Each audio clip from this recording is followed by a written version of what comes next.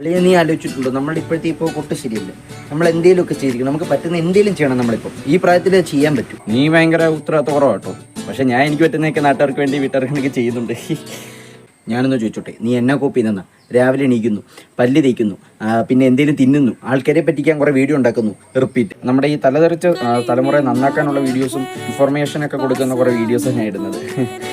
എന്തിനാണ് ഇങ്ങനെ ജീവിക്കുന്നത്? നമുക്ക് വല്ല പണി ചെയ്തുകൂടെയെന്നാണ് ഞാൻ ചോദിക്കുന്നത്. അങ്ങനെ ആലോചിച്ചാൽ നമുക്ക് എന്തെങ്കിലും ഒരുമിച്ച് ചെയ്യാൻ പറ്റുന്ന എന്തെങ്കിലും നോക്കണം. ഏത് അങ്ങനെ പറ.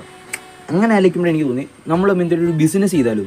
ബിസിനസ് അത് കറക്റ്റ് സ്ഥലത്ത് നീ എത്തിയത്. ഏത് ഐഡിയാസ് കിട്ടാനോ? എൻ്റെ അടുത്ത് ഫുൾ ഐഡിയാസാണ്. അങ്ങനെ നമ്മൾ ഇതുവഴി രക്ഷപ്പെട്ട വെളിപ്പും വെളിച്ചായിട്ട് പോയിട്ട് ഇവിടെ പുച്ചിച്ചന്മാരുടെ മുന്നിൽ നമ്മൾ രാജകീയമായി വാഴി. എന്നാൽ നല്ലൊരു ഐഡിയ പറഞ്ഞു, നമുക്ക് ടർഫ് തുടങ്ങാം. സ്ഥലത്തിൻ്റെ പ്രശ്നമാണെങ്കിൽ നമുക്കിവിടെ റബ്ബറുണ്ട്. ഈ റബ്ബറിൻ്റെ അവിടെ നമ്മൾ ഈ റബ്ബറെല്ലാം വെട്ടി നിരപ്പാക്കും. എൻ്റെ റബ്ബറാണ്. ഒരു മണിക്കൂർ 2000 രൂപ വെച്ച് വാങ്ങും. അങ്ങനെയാണെങ്കിൽ തന്നെ ഒരു ദിവസം ഒരു 15 മണിക്കൂർ, അങ്ങനെ ഒരു ദിവസം 20,000 രൂപ മേളിൽ കിട്ടും.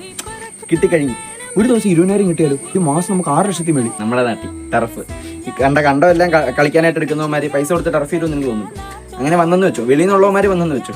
അങ്ങനെ എടുക്കാനായിട്ട് തന്നെ അവിടെ സ്ഥലം മാത്രം പോരല്ലോ, അവിടെ കുറേ കാണൽ സെറ്റ് ചെയ്യണ്ടേ, അതിന് കുറേ പൈസ വേണ്ടേ?